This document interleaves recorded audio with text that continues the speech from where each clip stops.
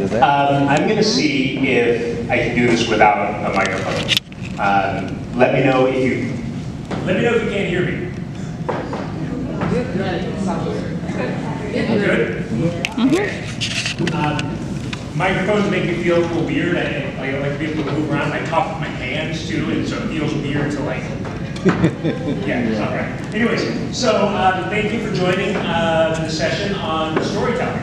We're going to help you learn some skills on how to improve your storytelling skills. And as you all know, as I'm sure you all have been hearing, storytelling is the most important thing in the world, right? Because it helps you communicate your mission, and if you're more effective at communicating your mission and your work, you will be able to increase the amount of food that comes through your food pantry, increase your amount of friends, and most importantly, increase the amount of funds.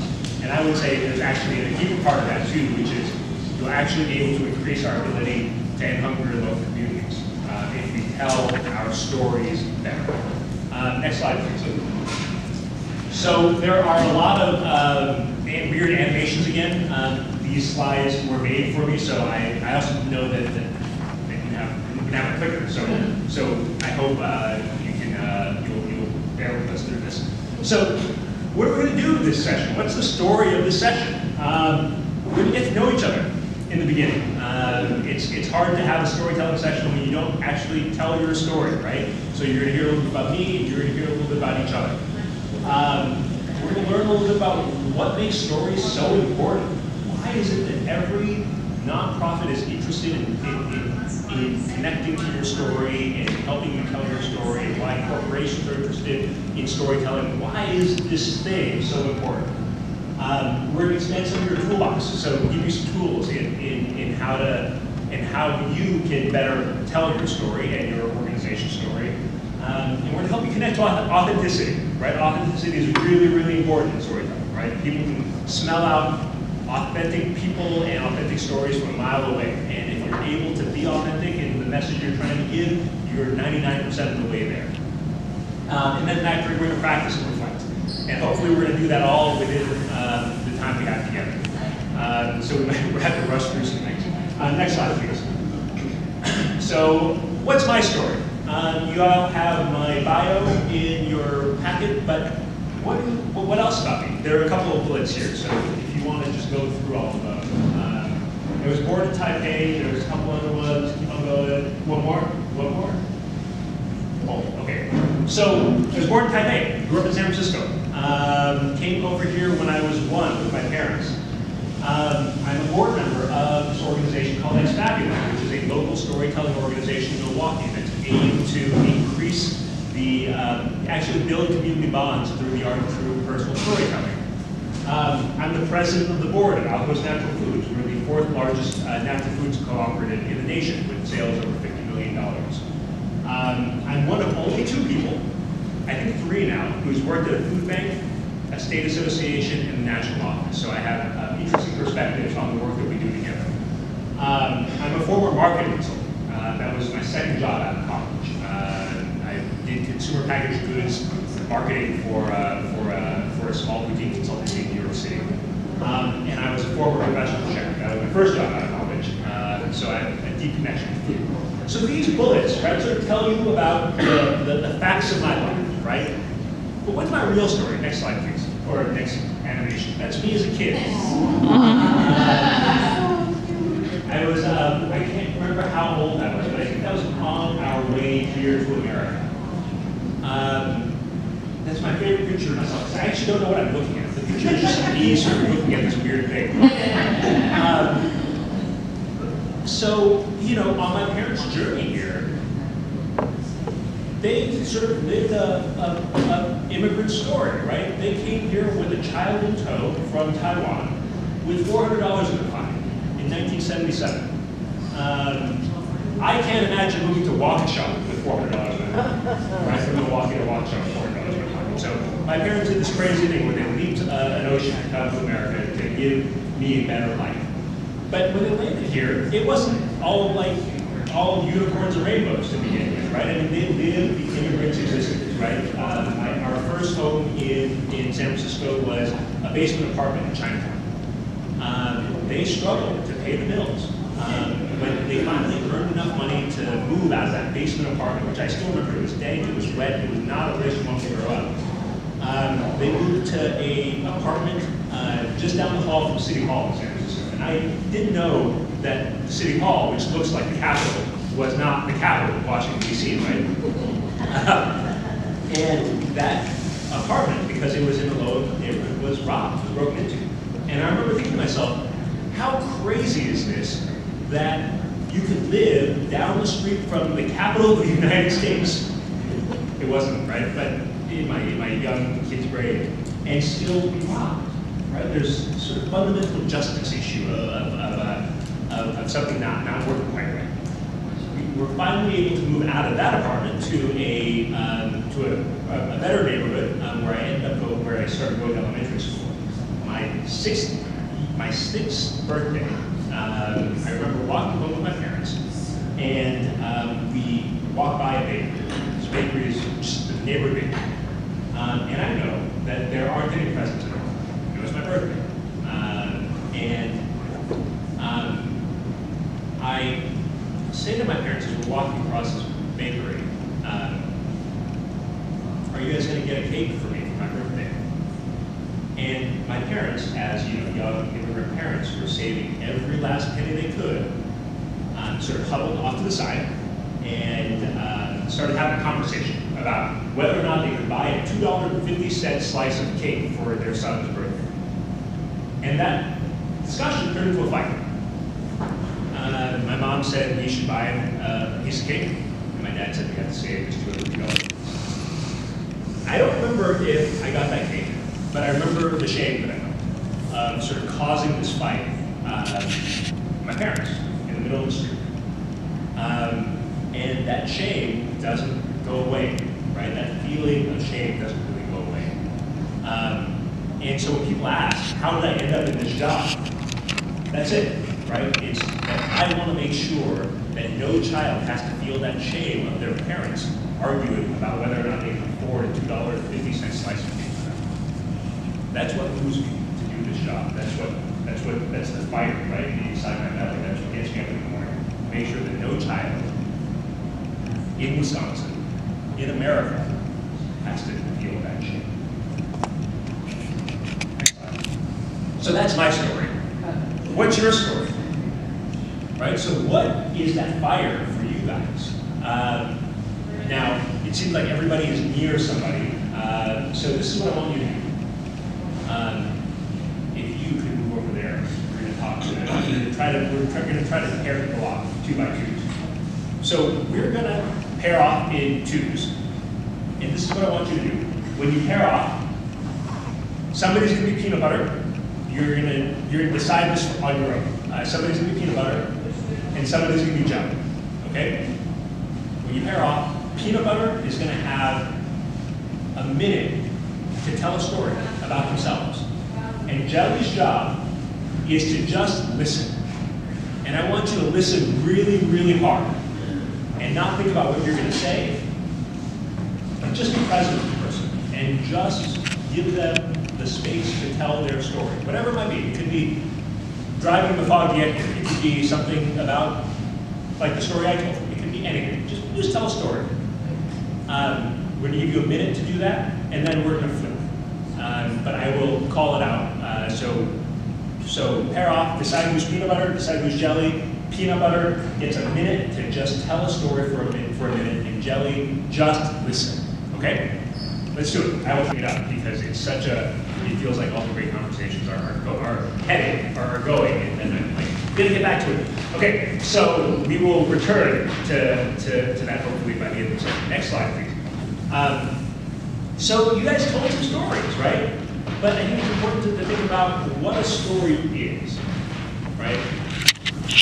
So this is sort of my definition of it, right? A story is a crafted portrayal of personal and or collective experiences that create connections through the expression of our dreams, our fears, our desires, our beliefs, values, and hopes, right? So we're basically talking about the things that move us, the things that are important to us, and we're trying to communicate them to people. And if that's true, then that makes storytelling, next please, the most important thing ever, right? Because the act of being able to do the thing of communicating then makes that so important, right? If you have all these great stories to tell, if you have all this stuff, all this stuff to communicate, and you can't actually do the act of storytelling, it's pretty sad, right? If you can't actually communicate all your beliefs, your fears, your hopes, your dreams, it's pretty sad. So we're gonna try to figure out how to do this together. And here's the thing, right? As important as storytelling is, it's super easy, right? So easy a caveman can do it. And this is actually true, right? Storytelling is deeply embedded into our psyches, into our DNA, into the way we engage with the world, because we've been doing it from the beginning of time, right? Cavemen have been telling stories about where the rain is, about where the big bison is, how to kill it, how to carve it up, how to preserve the meat so you can share the meat, the food with other people, right? People have been telling stories about where the best berries are from the beginning of time. When they did some research in the caves of Lascaux, which is in Europe, where there were caves where cavemen lived, right? There were all these etchings on the walls, right, which were basically stories. Right? They were stories about how we survive, how we communicate with each other. Stories connect us. They tell us who we are. Next slide, please. Beautiful place, right? Lovely valley, lots of trees and whatnot. Might this be a place you want to go? This is the Golan Heights in Israel, one of the most viciously fought over pieces of land in the world, because of the stories we tell about it. Who owns it? Who deserves to be there? How the people who are there are treating the other folks. Viciously fought over. Next slide, please. A rock. Would you kill somebody for a rock? Would you kill somebody over the stories we tell about these rocks?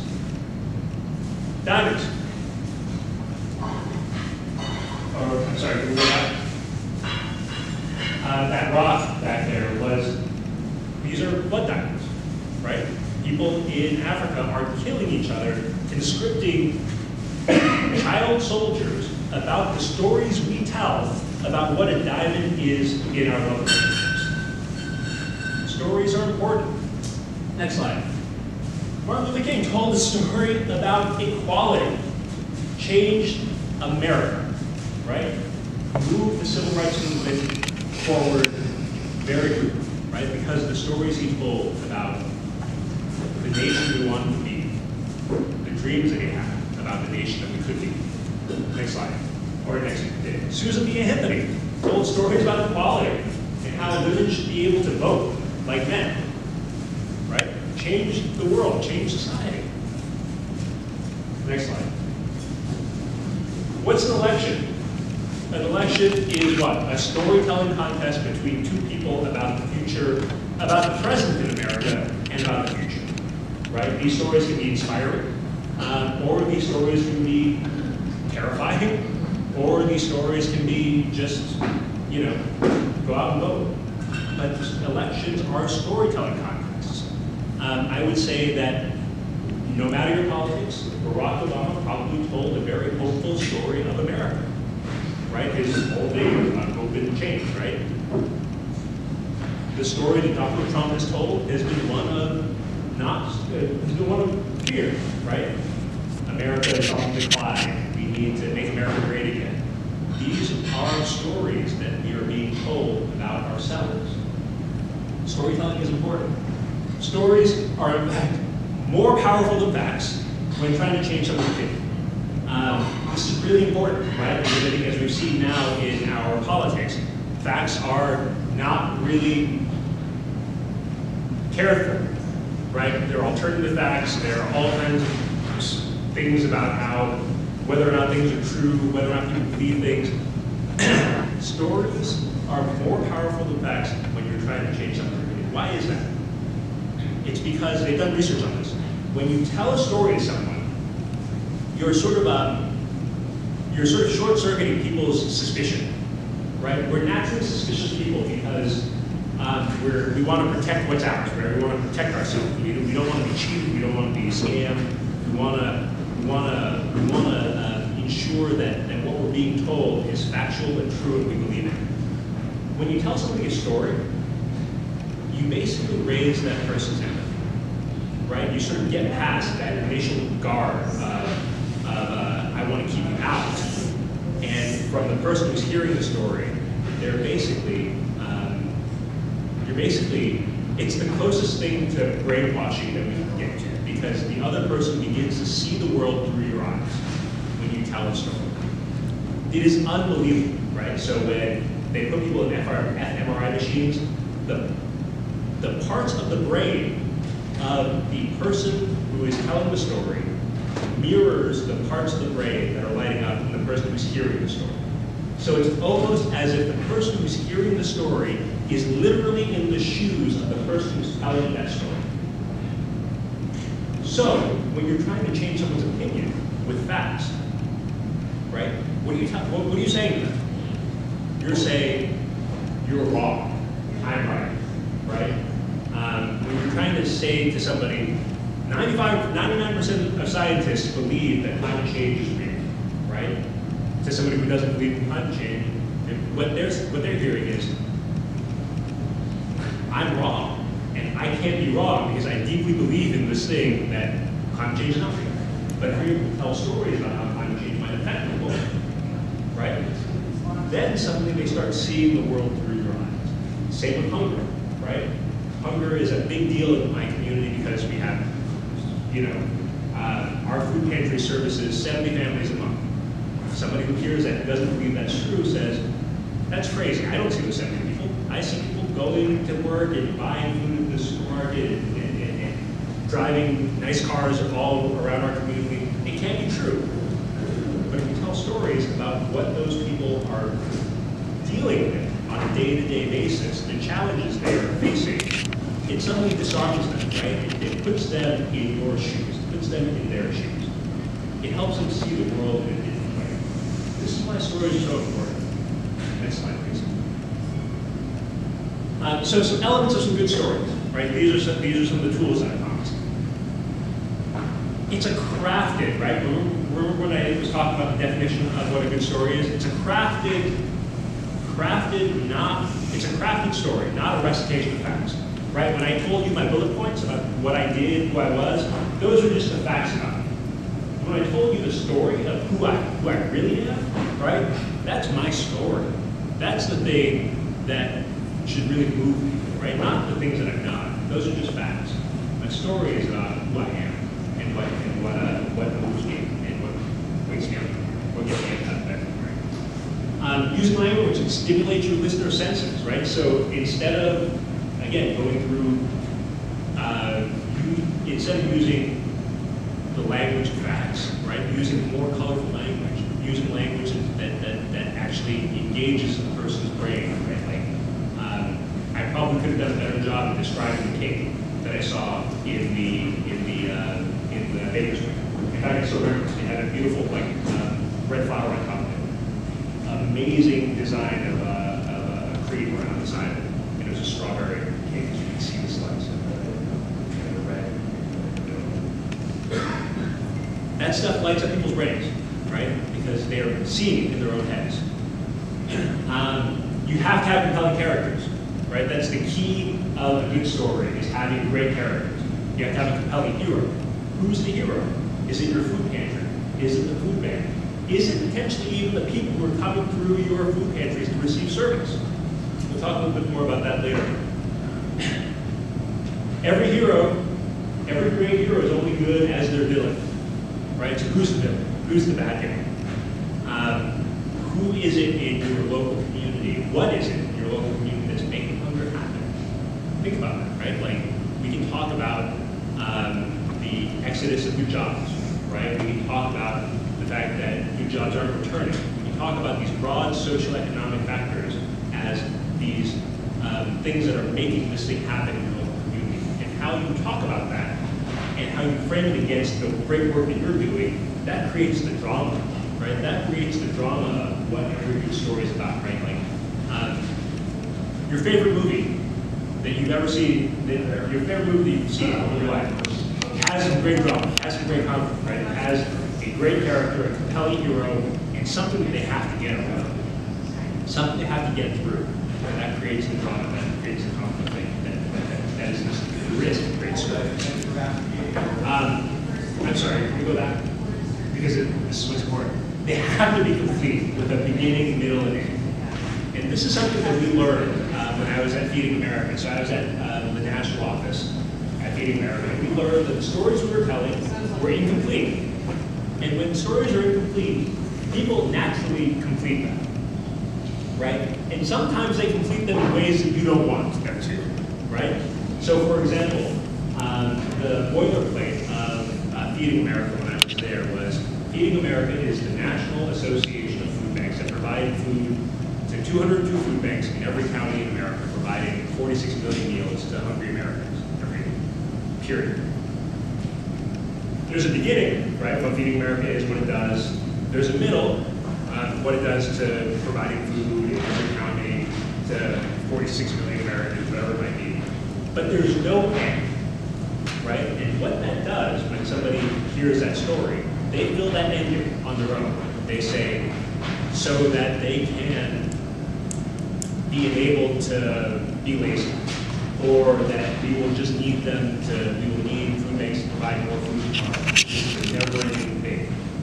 Or that, and you can name any bad ending to that story, or potentially even a good one, right?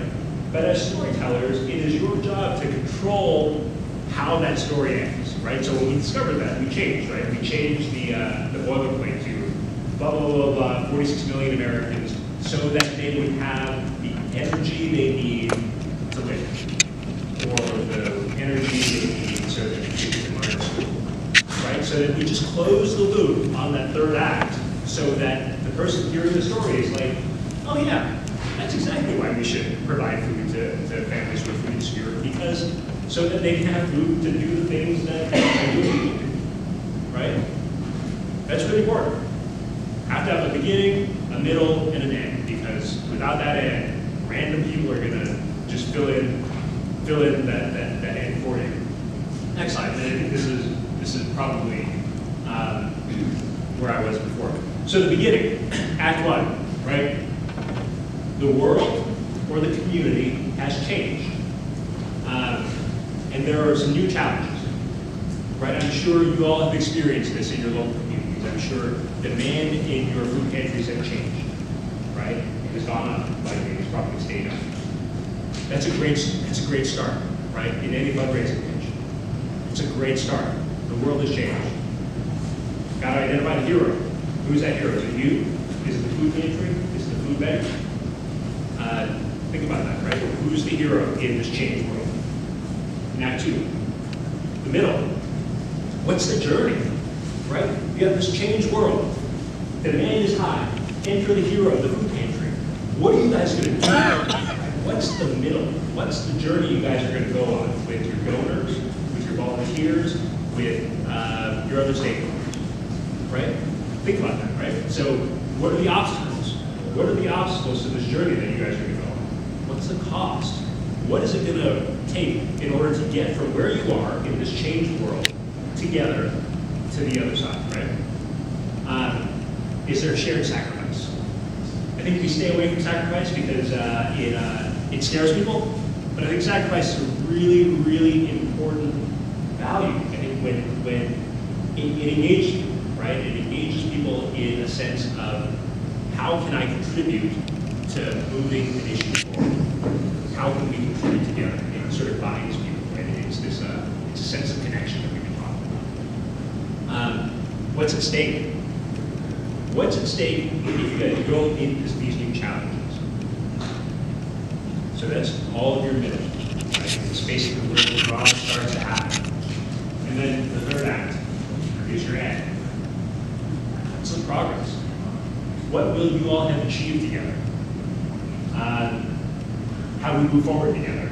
What is the result of the action, and what are the benefits? Right? So does that make sense? Frame what has changed in your local community, what has changed in your food pantry, what has changed in life. Figure out what that middle is, what you want that journey to be with whoever you're communicating with, right? With your donors, with your volunteers, with your stakeholders, who you want to join with you. And then end the story with where you're going to be together at the end of the journey. You follow that template, you practice it, it's going to start getting easier. You're going to start telling better stories, I guarantee it. I was told that these slides will be emailed out by the food bank, so you don't have to take pictures of them, although you can if you want. Okay, so just a couple words on authenticity. Like I was saying, authenticity is really, really key, right? Because you can do all this storytelling, but if it's not authentic to you, not authentic to your organization, people can smell it out, and they just won't connect. There's a cartoon here that's going to come up when they hit forward. Two guys talking, and if you can't read, the caption is, you can't see it, it says, I've been looking for authenticity. So far, all I know is it isn't in any discount store. People want it, can't buy it, you've got to find it within yourself. And you got to find it within the stories you're telling and how you're telling these stories, right? It's got to be in your heart. So just a few keys. Next slide. First bullet. Humanity matters, perfection doesn't. Right? People connect to people. They don't connect to an idea of a person or the idea of the story, right? So if you prioritize your humanity and who you are and connect to that, people will respond. Next bullet. You guys have the courage to tell your truth, which might be uncomfortable. I think when Tammy was up here telling the stories about what she sees out in the field, and she's like, I'm a crier. I'm a crier, where she was saying that I'm a crier, and she actually started crying. I think people connect to that, right? That's how we connect to each other. Is we reveal parts of ourselves that are human, and that helps people understand who we are. Next slide, please. You got to connect to your purpose. When I told my story, I was modeling to you all how I connect to my purpose, and also, mind you, revealing an uncomfortable truth about myself, right? That I still have shame about my parents fighting over a slice of cake.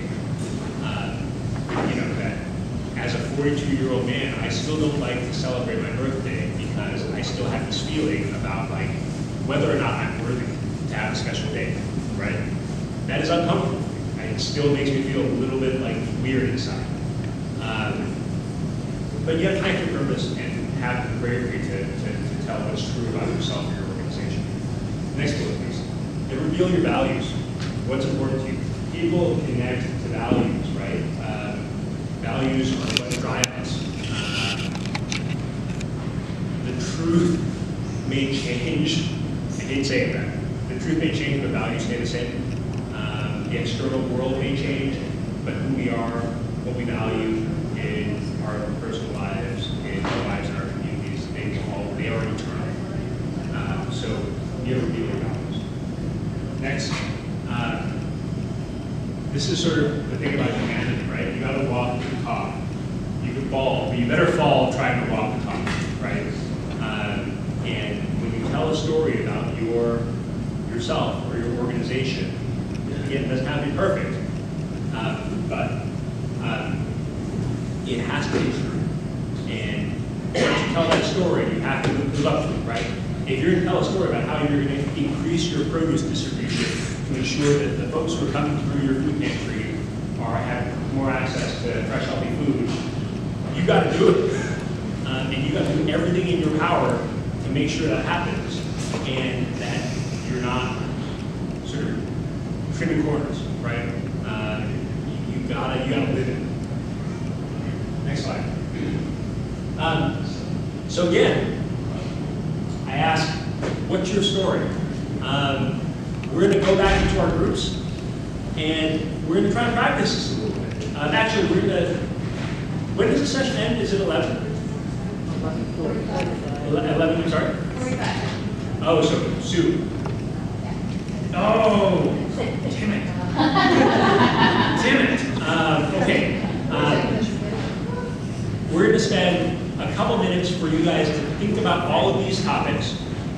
Sit down and write a story about your organization, about your food pantry, about how you might be able to engage a donor, a new volunteer, whatever it might be, the food bank, about why your food pantry is important, the work that you do, and then we're going to share out a little bit to see whether or not this has been helpful or not. Does that make sense?